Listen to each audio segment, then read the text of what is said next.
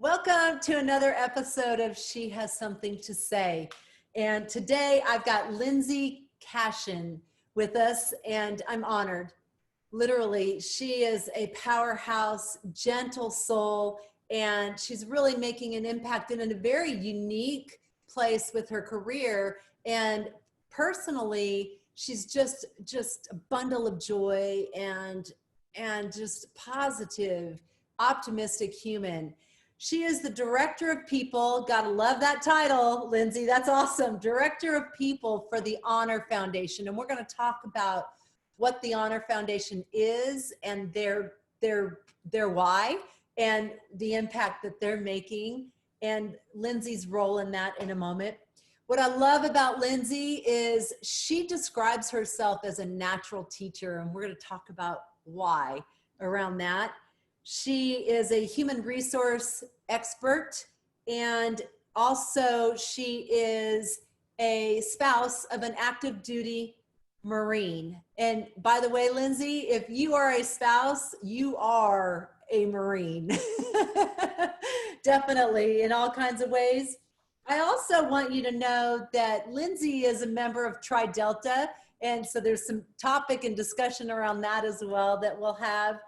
And so, Lindsay, I think it's going to be a great opportunity for you kind of to describe yourself and share with our audience your perspective of yourself. So tell us about you. Well, first, thank you for the warm introduction. I'm so honored to be a part of this conversation and this platform. It's inspiring, so thank you. I appreciate it, and I look forward to sharing who I am. That's a big question. Who am I?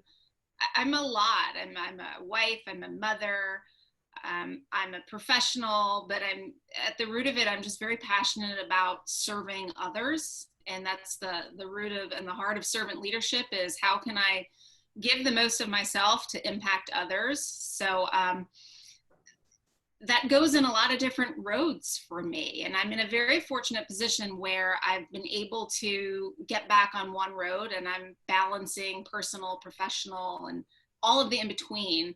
So that's on a broad picture who I am. But yeah, so I am the Director of People for the Honor Foundation. And I love the organization. We are a nonprofit. We provide a very unique and tailored executive career transition program to those who are leaving our U.S. Special Operations Forces community. And this is near and dear to my heart because I am a military spouse. So it's a blending of HR for me and coaching and guiding and mentoring individuals and their family members as well. And corporate language, giving them that translation and partnering with my connections in the corporate world and the private world about this incredible talent pool. And again, I think it just goes back to being on one road now where my personal passions are aligned with my professional passions. And I've hit the gold mine right now. I truly have. So what are some of the things that you value? What are some of your values? I think for every heart of my relationships, it has to come down to valuing trust and respect and the integrity of an individual. That means the world to me. I want to make sure that at the heart of everything that I'm doing, there's a trusting relationship. So that trust is a number one value for me. And I'm lucky, it's one of our corporate values to begin with, exemplify trust in all that we do. But on a more personal level, I think I value happiness. I value compassion and empathy. And I think that that's very important as everyone's navigating their life, personal and professional. We all need to demonstrate empathy along the way, putting ourselves in somebody else's shoes and actively listening to what it is they're going through. Because I'm going to want to connect the dots to see how I can help you. So I know it's a lot of value words right there, but it's really the heart of what it comes down to for me is trust. I value trust. It's critical. It is critical. It is at the bottom of the foundation. It is the foundation is trust. Yeah. Without it, you can't go to that self-actualization, right? Right. And it's, even to live the attributes of trust, being vulnerable into new environments and new relationships and opening yourself up and exposing yourself. I'm I'm fortunate, and I've, maybe the holistic approach to my personality and my attitude has been embracing these changes. And I think a lot of that has to do with being a military spouse. It truly has, because I've been put in new environment, dynamic environments away from family or friends. And I've had to develop resiliency, and I've had to navigate all of these, new environments and find a new norm. So to do it, I need to be vulnerable. I need to open myself up and take that courageous leap to make it. Yeah. Yeah. Become exploratory and discovery. Those things become values of yours, where you just continue to look and connect and look and connect and look and connect. Yeah, Yeah. definitely. That's beautiful. And I want to take people back, because your passion is that to truly inspire and to equip people. As you say in your bio, you talk about equipping individuals to maximize their potential personally and professionally. But I want to take you back to, let's go all the way back and let's talk about, you were a 10th grade European history teacher at one point, right?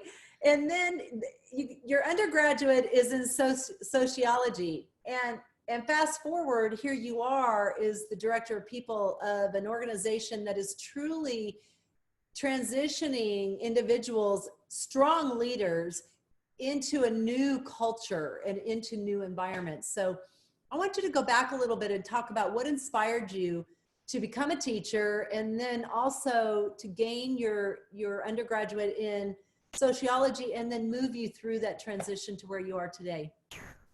Yeah, so it's interesting when I go back and I kind of look at what my path was. It was unknown to me at the time of what I was doing. It truly was. And I attribute, my first performance review from Paul, the principal at the time, saying that I am a natural teacher and this is what I have to do. And when I considered my undergraduate degree, I was very much interested in culture. I wanted to know what made cultures tick in different individuals, different regions of the world. I studied abroad, and it was a fascinating experience because I grew up right outside of New York City, and I thought that that was the center of it all, diverse environment. But I expanded what I was looking at when I lived overseas. And I think that that was one of the most valuable things that I did during my undergraduate program. But sociology was something that just intrigued me, and looking at companies, cultures, and how they blended together from a business perspective too. But during that time, I also was very much involved with competitive sports and youth sports, and I was coaching. And I loved being around children and seeing them smile and being a role model to them. So that's what drove me into teaching then. I thought that I would take this chance, and there was a little common thread of culture when I'm looking at European history, and it was a topic that I loved throughout my, school days. So I jumped with it, and I was completely unprepared for what type of 10th grade environment it was, but I loved it. It was rewarding at the end of the day on every single level. But I think something that really drove home the message was when I had the students remain connected with me when I left there. And then talking about what an impact I made for them as they're 15 years old. And now they're obviously gone out of college. They've got these professions, but we've remained in touch. And I've remained in touch with the staff there too. So it was a defining moment for me being a teacher. But shifting that, I also recognized that there's a business side to the schools. And I was involved with some of their accreditation committees. And that sparked my interest and kind of got me thinking that maybe there's a more strategic way I could go about influencing individuals and impacting them in the right way. So I went and I got my master's degree. I went full-time, did it all very fast and furious. And I don't regret that because it was fantastic. I went to NYU and I focused around interpersonal communications and organizational development and design, and the impact of what that meant for businesses. And I moved right into HR. And it was something at the time, I always thought of HR as that gray cloud or that support service. Right. And it wasn't that. I joined a public relations company in New York City, And it was fascinating, making and looking at what a performance review is and the metrics, looking at trainings that have to take place and the gaps and what we could do to improve our personal brand awareness for our clients. So it really started developing my business acumen, and everything was going great. I was running around New York City. I was a professional woman. I loved it. And then, my now husband proposed to me, and he still is in the Marine Corps. And I left. I had to move, and that was another defining moment for me, because I went out to California and I had to find a new job, and searching for a new career path in HR that was in a very different environment than the fast-paced world of New York City. Right. So I had to slow down a little bit. And I was fortunate enough that I had great roles out in California. And in those roles, I served on their leadership teams, or I took some cultural initiatives in terms of how do we implement servant leadership in our new defined company culture. And I still keep in touch with those leaders too. And that's, I think that that's a really great thing about human resources, is that I'm working with the people of the company and I'm working for them. So it's not a task-driven environment. I'm very much in an environment that's requiring me to pivot and shift and make decisive, movements for going forward the right way. And I think that that's very important, especially these days, making sure that we've got that end game in sight and we're going to do it the right way and what's right for the people. Right. But I had to move again. So, so goes the life of a military spouse. And I was fine with it, and I still am fine with it. It's a part of who I am. And I think being a spouse has made me embrace change and welcome it, anticipate it, and see the good and all that's going to come in these new paths. Right. But I did take a career pause because of the constant going back and forth. And then we have two beautiful children, and I wanted to be a stable parent who was at home with them. And then I decided it was time to go back to work. And it was by chance. I happened to be at a career event, and I was mentoring another transitioning service member on his resume, and I happened to be at the event with him. And during that time, I met an internal HR team, and we just connected, and I got right back into the workforce. And it was fascinating. It was great to have that next chapter start again. And there was something that was once again defining me outside of being a mother and a wife. It came back to, I could do this again. I could be a professional and have fun doing it. And I took it and I ran with it, and I loved it. It was fascinating, but it was a corporate job. And it was very much, strategic objectives for teams, for organizations. And then there was the other side of HR where it's the coaching and developing and emerging leaders and finding those leaders. And then there's the performance weaknesses. So there was a lot involved with the environment, and I loved it. I didn't skip a beat, but I volunteered on the side because, and now I'm going to loop it back to where I am today. I volunteered on the side with the Honor Foundation, and I served as a coach for them. And what that meant was I was paired up with a transitioning service member, and I would, for a 3-month period, work with this individual as he or she was going through the program. And I'd ask questions, I'd answer questions, I'd share my insight of what the corporate world is. I practiced interviews, I would review resumes. And what I found, what was really interesting, was I was able to take what their career had been and translate it over into what the private sector was looking for. So it was a blending of the corporate language that I knew and this military language that I now knew. And I was finding the sweet spot for these individuals. And gosh, that was so rewarding on just so many levels. So when this opportunity came up at the Honor Foundation, I jumped on it. And I had a lot of individuals say, I can't believe that you're leaving corporate for a nonprofit. And I said, I can. I said, I absolutely can, because these days you want to work for a company that means something to you.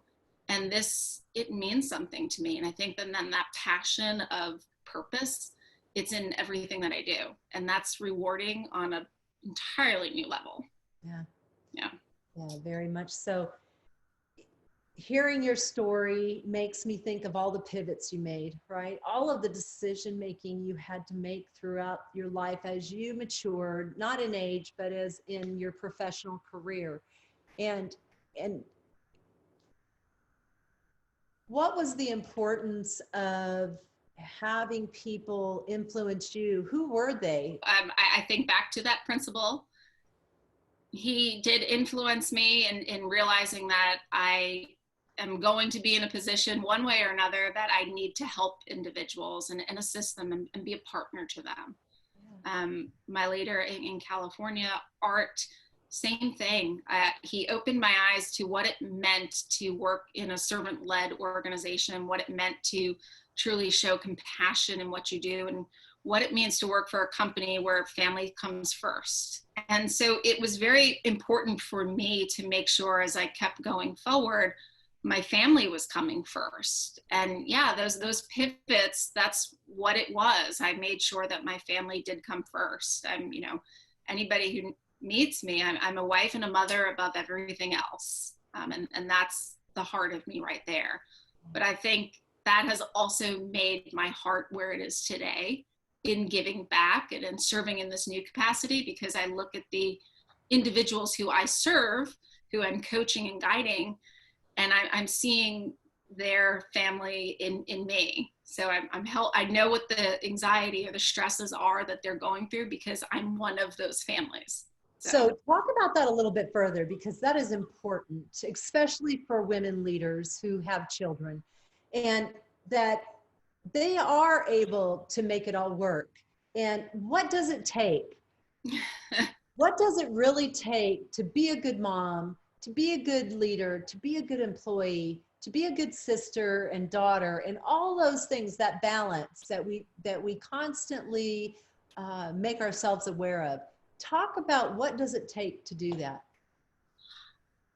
As cliche as it sounds, I think it takes a lot of courage, because you're having a lot of courageous conversations along the way.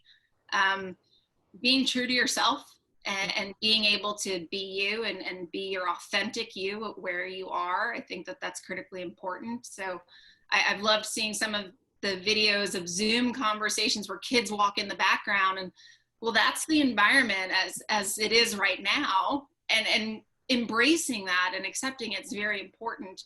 But for me, having the balance and the ability to be successful in all of these areas, it truly comes down to pretty good time management. And we're looking at it from a skill perspective, but it also comes down to the heart of, I realize where my commitment is, and I need to remain firm on what that commitment is, because I've been on the other side of putting a career very much first above all else.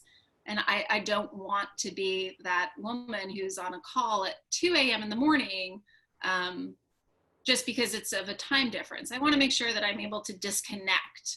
But if I have to take a call late, it's for the right reason. And I know that sometimes we can't make that up. If we have to work overseas, then we have to do that. But it's right. Being acceptable of it. What really was it? How did you flip the switch? Was it that you were physically beginning to change? Was it that something really big happened? Or was it just pretty simple in that you finally made up your mind that you didn't want that anymore? What was it? I think it was a combination of a lot, to be perfectly honest. It was a combination of jumping back into the workforce and doing it fast and furious and climbing. And I'm, grateful that I was able to climb again, and my leaders saw the potential of where I was going. But I also saw that kept me out of going on the classroom school visits, and, perfectly honest and being vulnerable on this platform, which is what I think this is all about, and sharing our stories. Right. My daughter wants to be a chef when she grows up. She wants to be a baker. And Wow. we were sitting at dinner one night and she said to me, she's like, well, I guess I'm not going to be a baker. And I said, well, why? And she said, well, I guess you can't work and have a family and be happy and do it all. It just broke my heart. And I made that decision. I said, okay, well, that's not what I want to be. And I tried to make some changes along the way, but business is demanding. And at the end of the day, if you're not leaving feeling 100% rewarded in what you're doing, you're not doing it with all your heart. I leave my job every day rewarded, and Yeah. my family is rewarded, and it's what needed to happen. And I'm so happy that I was able to do it, and I was brave enough to do it. First of all, I mean, I think that's a big area to always look at, that sometimes as women, we don't take the chance of leaving jobs because we've got this security and we're climbing and we're making an impact. But if there's something missing, gosh, be brave and take a chance and try something new. Yeah. Yeah. We fear Yeah. gets in the way. Yeah. Those behaviors, those limiting beliefs often get in the way. That seems to be a common theme often in a lot of these interviews as well. But let's talk about where you state there is a learning moment in all we do. Share your thoughts around that. That is a beautiful statement. Share your thoughts around that. So I think in every environment that I've been put in, good or bad, one of the things that I appreciate is that I'm able to look at it and say, what did I learn from it? What am I going to walk away from this strengthening me personally, strengthening performance, or what am I walking away from? That's a learning moment as well. What is it that isn't checking the boxes for me or isn't working? So I think it's important as we go through personal, professional growth and development, what are we learning along the way? And I'm lucky, I've met individuals from every walk of life and in what this military life has provided me. And I'm very fortunate for that because it's opened my eyes to different perspectives, different opinions, and it has made me realize that there's a world out there outside of my own. What factors helped you define what those boxes were that needed to be checked? It truly comes down to happiness right now. So I want to know that at the end of the day or in the morning when I wake up, I'm going through the day with a smile. That's very important for me. I don't want to be in a routine of just checking the box in terms of tasks or to do. I want to make sure every single day I'm having engaging and insightful conversations with people. I'm exposing them to new ideas and opening new avenues for them to explore. And I think that goes back to what my why is about, personally, professionally growing and influencing individuals, because I think sometimes we put our blinders on. Sometimes we get so stuck from going from point A to B that we're missing the beauty of that. It may not be a straight road. We may have to take a few diversions along the way. And I tried to do that coaching exercise actually when I was at a previous employer. And I used the analogy of a plane. Picture us, we're all pilots. We're in the cockpit. We have to take off. We've got to get to point B. There's turbulence. There's storms that come. It's never going to be a straight road. But you still have to get there somehow. And I think that's been my goal right now, is just always get to happiness. And whatever it's going to take to get to happiness, make sure that me and my family, we're all happy. You also talk about building bridges. And earlier you mentioned a little bit of that, of your passion of being able to provide resources for others. But how do you build bridges? So, I'll use my current role as an example for that. But again, it ties into a personal blend too. I'm in a fortunate position where understanding the talents of one individual or whomever I'm coaching, I'm able to translate that for corporations and for engagers, so to say.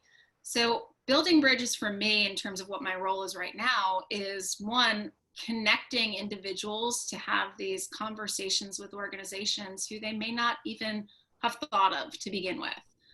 But on the flip side, from a corporate perspective, thinking about candidates and pipelines and talent, you know, there's biases out there, and there's self-imposed obstacles one way or another.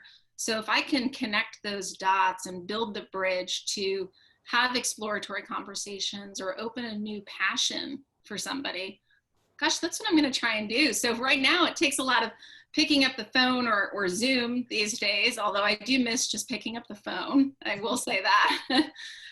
But just educating whom I'm speaking with about what it is I do, what it is I can bring. And I'm always looking for value added feedback from individuals too. So if there's something that I'm missing, tell me. And I'm gonna work to alleviate that gap right there very hard. Right.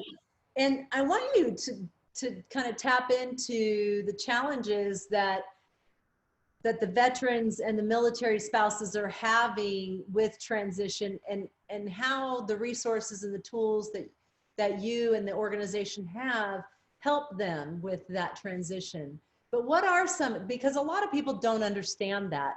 So what are some of the challenges that are faced, you know, with courage and discipline and humility, and let's go on and on about all that, but what are those, and what are some of the resources and tools that you utilize with the foundation? Gosh, there's a lot of challenges, and a lot of them, like I said, some of them are self-imposed, and not having, you know, not allowing us to really embrace what it is that we offer. But speaking from the personal side as a military spouse, it was very rewarding for me when I took that, you know, courageous step and I raised my hand in this Q&A and said, well, what about somebody like me? I haven't been working for a little while.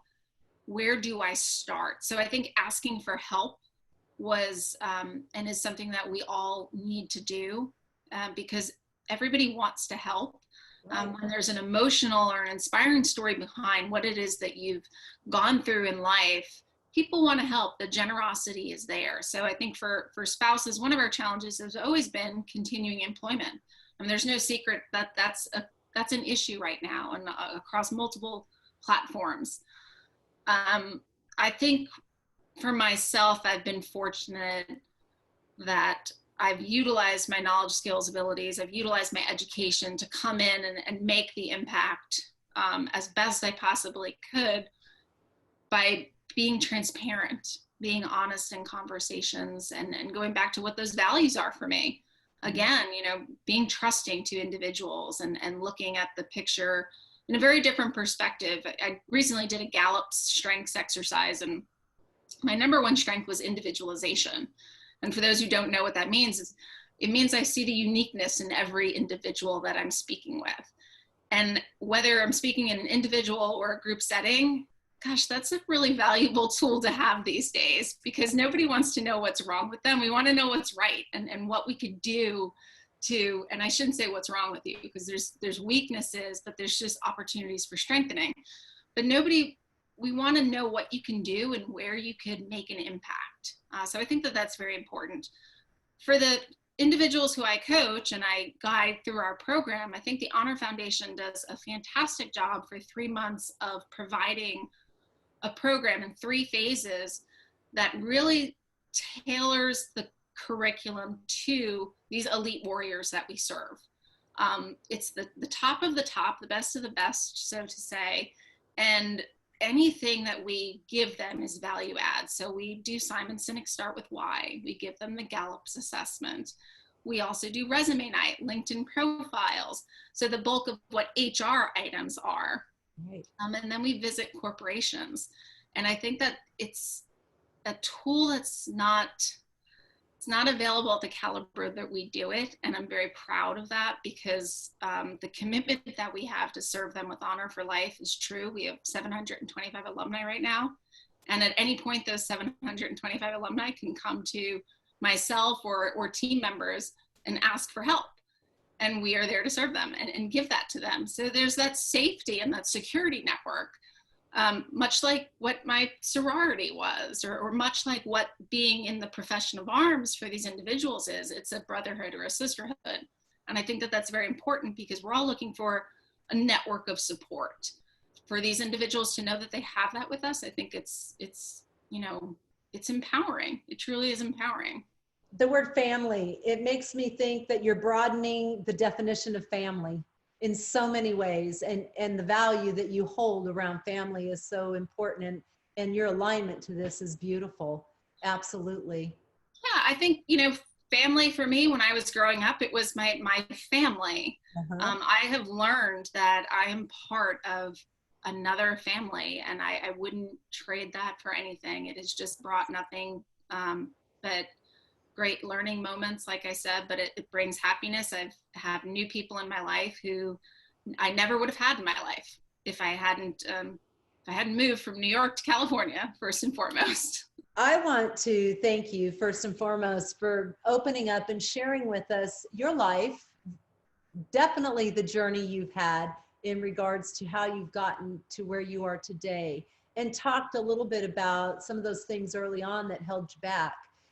I want to end this with, what would you recommend to anyone out there that's watching you and listening to this? What would you recommend to them about if they're holding on to any kind of fear or limiting belief? Be brave. I mean, as I said, as cliche as that is, I think that every individual has the power to offer so much to relationships, to corporations, to nonprofits. Find that passion and in something that's aligning to what brings you happiness, and see where it goes. Mm-hmm.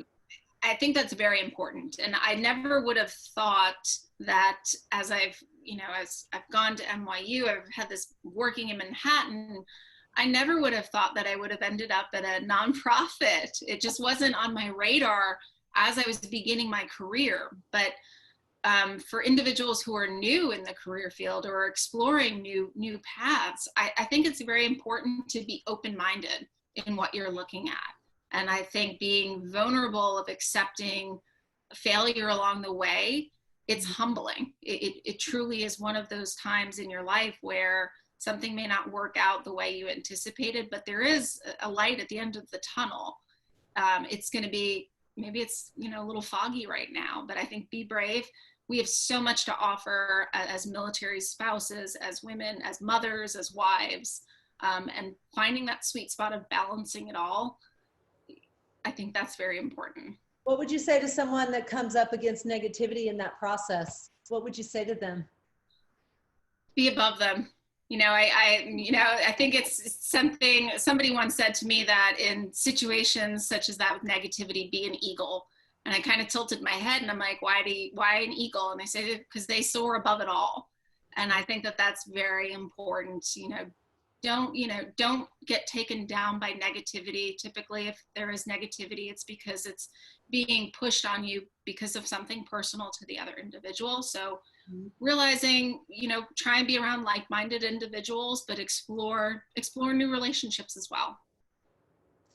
And in your readings, because I know you read a lot, and in your readings, who are some of your most favorite authors?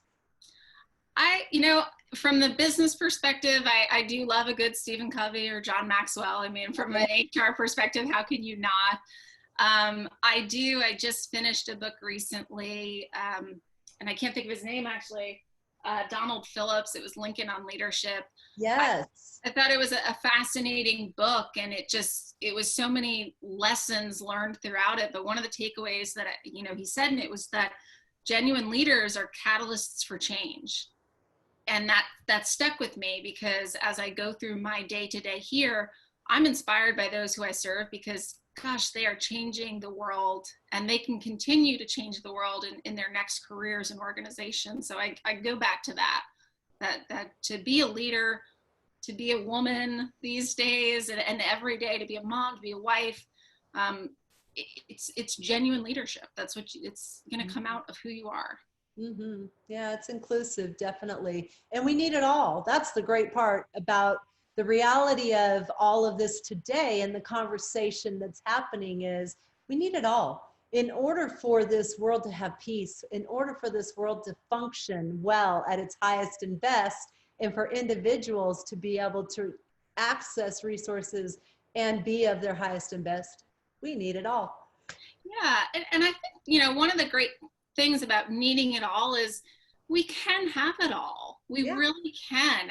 We do have it in this day and age. I mean, we are connected 24/7, but we have the ability to shut it off at the end of the day and focus on our families, on our friends, getting outside, being active in the middle of the day, shutting down the computer for a half hour, 45 minutes, taking a walk outside and getting that time for mindfulness or meditation. That's it. That's it, Lindsay. I promise you, it comes back to that self-mastery. Yeah, it absolutely does. And we can control that. And it goes back to that bravery. It's just being brave and saying, no, I need this 45 minutes of mindfulness time. I need this exercise for me to be the best I can be. I need this time here. And I think that, this is a time for that to come out too. And I think organizations are recognizing that. I will say, I think whether you were working in a corporate building prior to COVID or now, what we're learning is that there are times where, yes, health and wellness of all of our employees is a priority. Let's embrace that and let's support that. And, I'm fortunate. I'm working for an organization that does. So it's fantastic. Yeah, the research behind it is proving that it does increase performance. It does increase well-being. It does increase organization vitality and health. So yeah, the engagement is up then. And I think, for the coaching conversations that I move into with those who I support, I'm not doing it half the time over the phone. I'm trying to meet them face to face. Let me buy you breakfast. Let me buy you lunch. Let's get you out of the office, get you into an environment that you could be you. So this makes me think, are some of these individuals that are transitioning out of military into this general population, are they also going into entrepreneur type experiences where they're doing a business and starting a business and growing that business? And if so, what is the mindset of that small business owner and how are they transitioning? Yeah, so we actually do teach entrepreneurship as well. So our program, what our program is we want them to find fulfillment, and fulfillment could be in the office of a corporation, it could be in higher education, finishing your bachelor's degree, or it could be starting your own business. And we've had a number of individuals who have started their own business because it was a passion for them to go back to something that meant something to them. And you go through what those preferences are. Do you want to travel all the time? Do you want to make a lot of money? Do you want to love who you work with? And we put them through these exercises, and it's fascinating to see what their initial thoughts are in the beginning and how, after going through this eye-opening experience of this program, how it shifts a little. Mm-hmm. But I think for every individual who goes into entrepreneurship, it's wonderful to see that. It's fantastic when we support small businesses as well. And anything we could do to help, that's what we do. And so in closing, what is one thing you want to leave the audience with, Lindsay? Oh, a lot. No, I think one, as a group of women, as we're looking at inspiring individuals and inspiring each other with our stories, I would just always encourage, go out and volunteer. Find, if you're working someplace and you still are, your bucket's not filled in terms of that personal giving back to communities, find an organization that you want to donate your time and talent to and share what you have and knowledge, skills, abilities, all of that, because there's so many wonderful nonprofits out there who would welcome it. I know we would welcome it. I'll, selfishly put that out there that for the Honor Foundation, we've got fantastic programs where we look for engagers who are just looking to give back to the community and share their professional or their personal knowledge along the way. So I think volunteer, I think that's very important. Wonderful. And how do people connect with you? So they could find me on LinkedIn, or, they could, LinkedIn would probably be the most professional way these days. But if they want to reach out to you, Lori, you're more than, please share my email address with them, of course. I would love that. And is there a website for the organization that they can? Yeah, so you can go to honor.org and learn more about us, and hear testimonials from those who we've served. You could see some of our employer partners.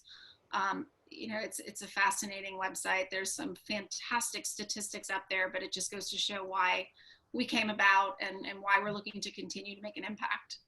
Well, I just want to say, from a perspective of not just myself and my business partner and this entity of She Has Something to Say, but we thank those that serve to protect our and secure our freedoms. And so thank you for the work that you do to ensure that those leaders that have worked hard, and that is their job, and they take it seriously and they're good at it. So thank you for that. And I think that the organization's name of the Honor Foundation couldn't have been any more perfect, because the word honor is absolutely deserving of those that serve and protect us and our freedoms. So I just want to say thank you for your service and for you doing what you do. It's powerful. You are very inspiring. You are very optimistic. And that's what we need in leadership moving forward. And that's what we need in order to make those positive, lasting impacts. So thank you, Lindsay. Thank you, Lori. Thank you. It's I'm happy to be a part of this platform, and I'm looking forward to seeing so many more fantastic interviews that come from this and connecting with everyone. It's ongoing. It's growing exponentially. We're very excited about She Has Something to Say. And again, if you're interested, anyone out there listening, please reach out to info@SheHasSomethingToSay, or you can go online to any one of the platforms and find us at She Has Something to Say. So thank you again, Lindsay, and we'll talk with you soon. Okay. Bye, Lori. Thank you.